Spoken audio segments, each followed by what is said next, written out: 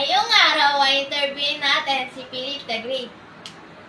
Dating mahirap, ngayon mahirap pa rin. Paano kaya na narating ang buhay mahirap? Alamin natin sa kwento ni Born of the Great. Paano mo narating ang buhay mahirap? Simple lang. Huwag kang magtrabaho. Para wala ka sweldo, wala kang nakainin, mahirap ka pa rin hanggang ngayon. Pwede mo ba ikwento sa amin?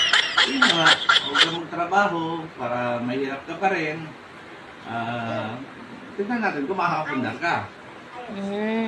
Ano na pundar mo bilang mahirap ka? Ay, mamaya, ipapakita ko sa inyo. Itong mga sasakyan na to, yan ba napundar mo? Oo. Ito nga, naipundar ko ito eh. Ganda. May paborito. Ganda. Ganda, di ba? Saka utang to. Ito, payong.